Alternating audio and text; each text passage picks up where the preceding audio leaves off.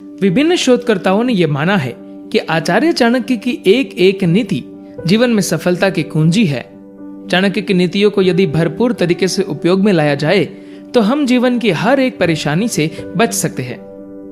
आचार्य चाणक्य की नीतियों पर खरा उतरकर एक आम बालक चंद्रगुप्त मौर्य साम्राज्य का सम्राट बना था।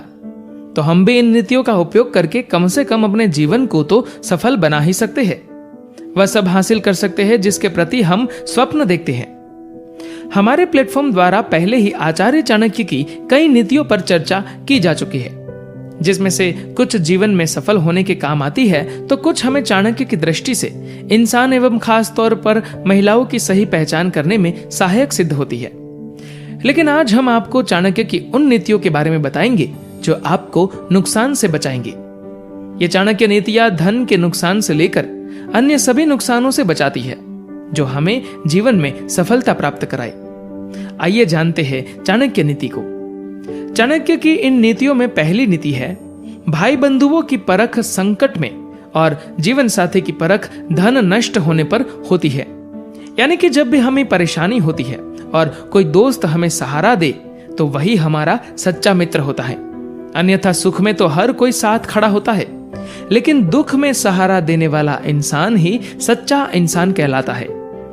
इसी तरह से हमारे अपने जीवन साथी यदि हमारी जरूरतों और हमारे धन को संजोए रखने की कला नहीं समझते तो वे हमारे साथ जीवन काटने के लायक नहीं है। ऐसे साथ आगे चलकर हमें नुकसान ही पहुंचाते हैं।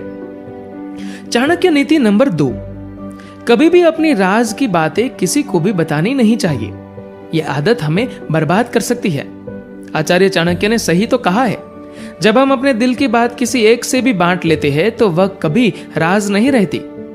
वह बात आग की तरह सारे गांव में फैल जाती है और हमारे रहस्य यदि सबको मालूम हो जाए तो तभी से हमारे पतन का समय आरंभ हो जाता है।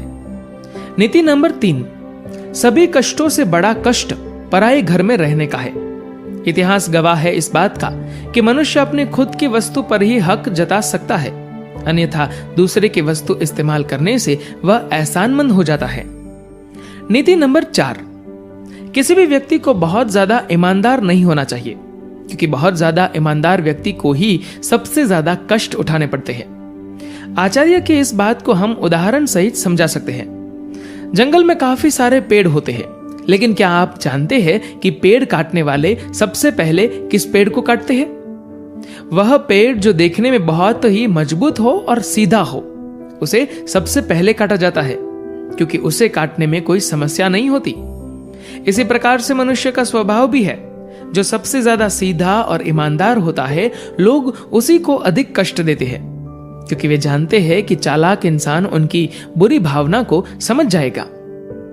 नीति नंबर 5, हर मित्रता के पीछे कुछ स्वार्थ जरूर होता है। दुनिया में ऐसी कोई दोस्ती नहीं है जिसके पीछे लोगों के स्वार्थ ना छिपे हो। यह कटु सत्य है, लेकिन सत्य यही है।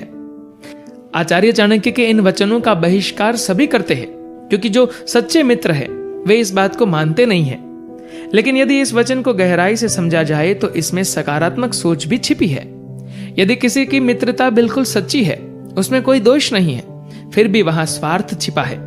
स्वार्थ एक अच्छा मित्र बनने का, स्वार्थ मित्रता को पाने का, तथा आखिरी स्वार्थ मित्रता से मिलने वाले प्रेम को पाने का।